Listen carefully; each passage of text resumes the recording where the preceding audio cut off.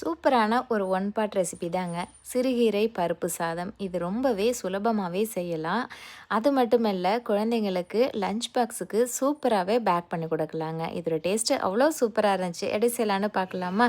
குக்கரில் 2 டீஸ்பூன் எண்ணெய் சேர்த்துக்கோங்க. கடுகு சீரகம் பொரிஞ்சு வந்ததும் 15 to 20 சின்ன வெங்காயம், 4 பூண்டு தட்டி சேர்த்துருக்கேன், ஒரு பச்சை மிளகாய், 3 தக்காளி, 1/4 டீஸ்பூன் பெருங்காயத்தூள், தேவையான அளவு உப்பு, இது கூடவே 2 டீஸ்பூன் சாம்பார் தூள், 1/2 டீஸ்பூன் மிளகாய்த்தூள், மஞ்சள் தூள் சேர்த்து ஒரு 2 நிமிஷம் வதக்கி விட்டுக்கோங்க. இப்போ நான் சிறுகீரையை நல்லா க்ளீன் பண்ணி எடுத்து வச்சுருக்கேன். இதையும் சேர்த்து ஒரு 2 நிமிஷம் வதக்கி விட்டுக்கோங்க.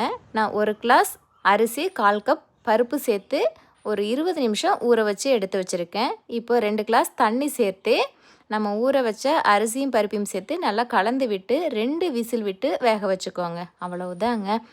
கடைசியில் நல்லா தாராளமாக நெய் சேர்த்து கலந்துக்கோங்க. இதுக்கு உருளைக்கிழங்கு பொரியல், ஊறுகாய், அப்பளம்னு எல்லாமே சூப்பரான ஒரு காம்பினேஷனாக இருக்குங்க. இந்த மாதிரி ட்ரை பண்ணி பாருங்கள். தேங்க்ஸ் ஃபார் வாட்சிங்.